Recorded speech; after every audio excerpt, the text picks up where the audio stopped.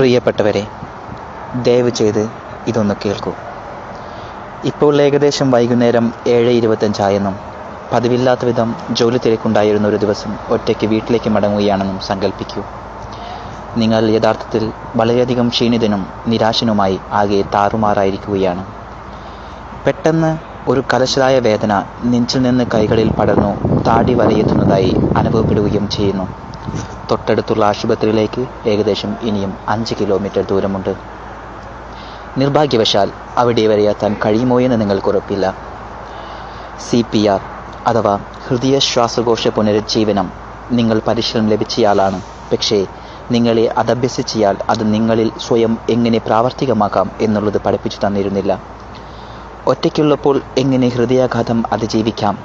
കാരണം ഹൃദയാഘാതമുണ്ടാകുമ്പോൾ പലരും പരസഹായം ലഭിക്കാൻ സാധ്യതയില്ലാത്ത വിധം ഒറ്റയ്ക്കായിരിക്കും. അസാധാരണമായി മിടിക്കുന്ന ഹൃദയവും ക്ഷയിച്ചു കൊണ്ടിരിക്കുന്ന ബോധത്തിനുമിടയിൽ പുനരുജ്ജീവനത്തിന് ഏകദേശം 10 സെക്കൻഡ് കിട്ടാനേ സാധ്യതയുള്ളൂ.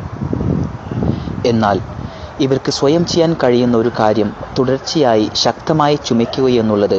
ഓരോ ചുമയ്ക്ക് മുൻപും ദീർഘശ്വാസം എടുക്കുകയും നെഞ്ചിൽ നിന്ന് കഫമുണ്ടാവുന്ന തരത്തിൽ ദീർഘവും ശക്തവുമായിരിക്കുകയും വേണം. ശ്വസനവും ചുമയും 2 സെക്കൻഡ് ഇടവിട്ട് മുടങ്ങാതെ പരസഹായം ലഭിക്കുന്നതുവരെയോ ഹൃദയം സാധാരണ നിലയിൽ മിടിക്കുന്നത് എന്ന് തോന്നുന്നതുവരെയോ മുടക്കമില്ലാതെ തുടരേണ്ടതാണ്.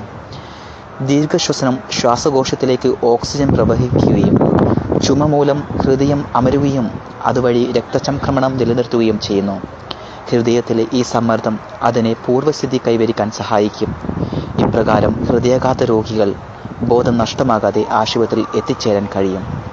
നിങ്ങളാൽ കഴിയുന്നവരോടൊക്കെ ഇതേക്കുറിച്ച് പറയുക. അത് പലരുടെയും ജീവൻ രക്ഷിക്കാൻ ഇടയാക്കും.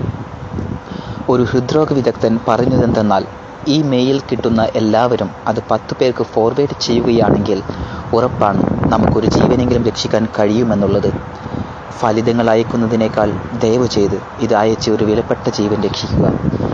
ഈ മെസ്സേജ് കറങ്ങിത്തിരിഞ്ഞ് ഒന്നിലേറെ പ്രാവശ്യം നിങ്ങളിലേക്ക് തന്നെ എത്തുന്നതെങ്കിൽ ദയവ് ചെയ്ത് ദേഷ്യം തോന്നരുത്. നിങ്ങളുടെ നന്മയുദ്ദേശിക്കുന്ന, നിങ്ങൾക്ക് ഹൃദയാഘാതത്തിൽ നിന്ന് എങ്ങനെ രക്ഷ നേടാം എന്ന് വീണ്ടും വീണ്ടും ഓർമ്മിപ്പിക്കുന്ന സുഹൃത്തുക്കൾ ഉള്ളതിൽ സന്തോഷിക്കുകയും അഭിമാനിക്കുകയുമാണ് വേണ്ടത്. Thanks for listening to this message.